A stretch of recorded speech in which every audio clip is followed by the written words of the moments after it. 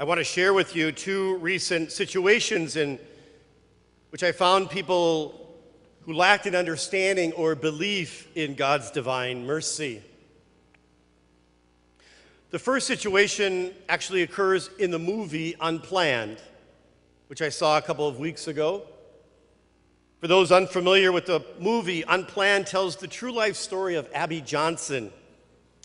She's a young woman from Texas who became involved with Planned Parenthood, first as a volunteer and then as a counselor and finally as a clinic director. She was very good at convincing the young women who appeared at her clinic to have an abortion.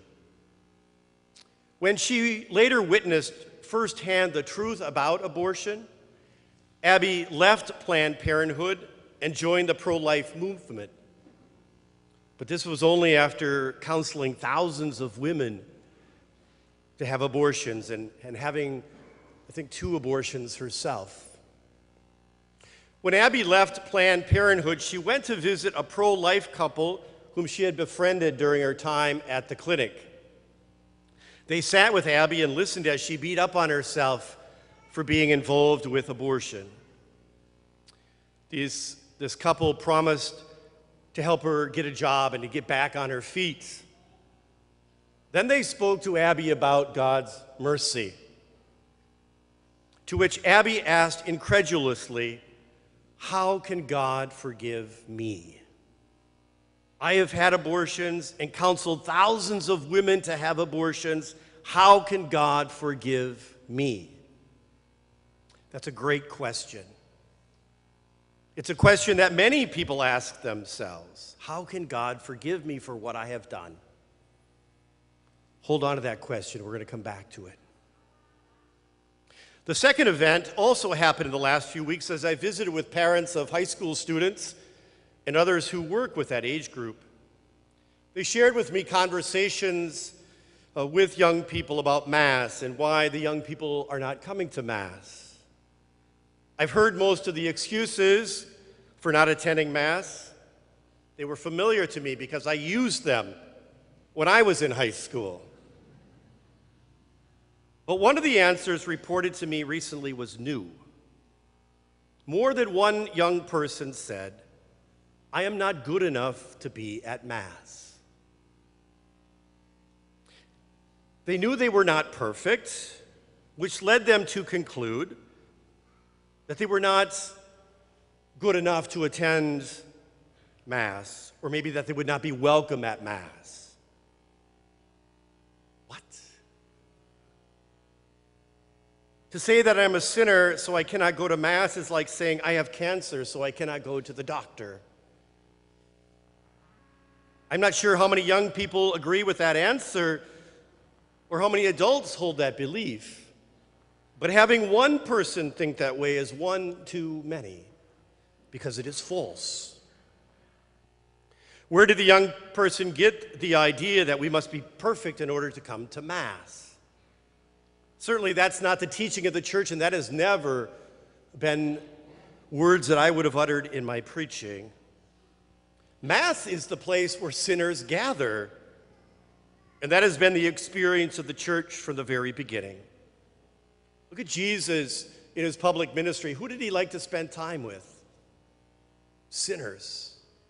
Listen to his parables. So many of them are going out to find sinners.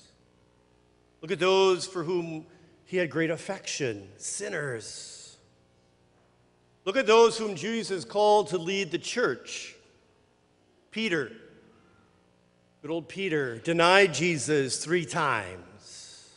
The other apostles abandoned Jesus when he was arrested. Thomas, in today's gospel, refused to believe in the resurrection unless he put his finger in the nail marks and put his hand in the side of Jesus. Paul, the greatest evangelist, arrested and imprisoned Christians. He was there when Christians were killed before he had his conversion. The first leaders of the church were huge sinners. And yet the Lord called them to be leaders, and we assume to participate in the Mass of the early church.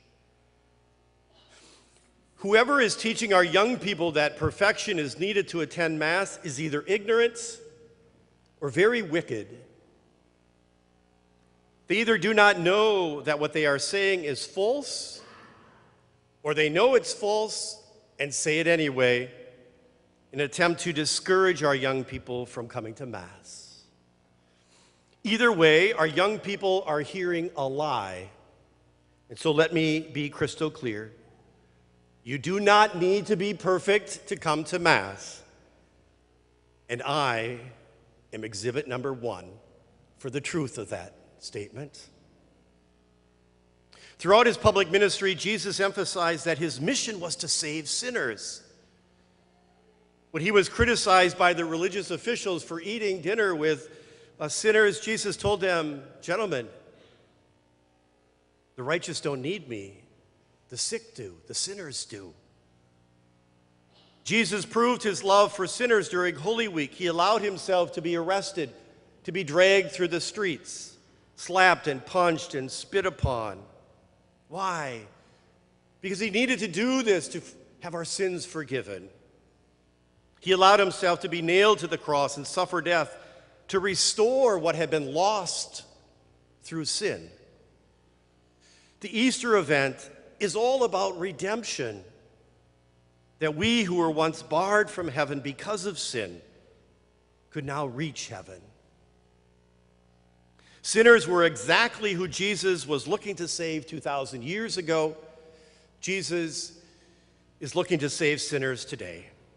All of us are here at Mass because we know we're sinners and we need Christ.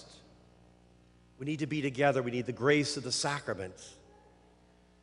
We are here because we know we are not perfect, but know that God is. And Jesus meets us here. This is our upper room, just as he met the apostles in the upper room on that first Easter night. He appeared to a group of sinners who had abandoned him or denied him in his greatest hour of need. He didn't yell at them. He didn't scold them. He didn't say, "You are not perfect, so get out of here." He said, "Peace be with you." That is divine mercy. And then he breathed on them the Holy Spirit and gave them the power to forgive sins, which was a clear sign that he desires divine mercy now to continue through his church. Back to the movie Unplanned. Abby asks that pro-life couple, "How can God forgive a person like me who has been involved in thousands of abortions?" The answer given by the couple was simple, beautiful, and true.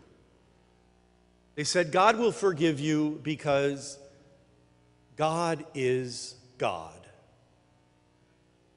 Perfect. Perfect.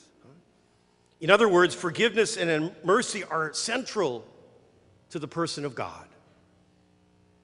God offered divine mercy to his first followers. God offered divine mercy to Abby Johnson. God offers divine mercy to high schoolers. And God offers divine mercy to you and me, sinners who ask for mercy. God does all of this because God is God.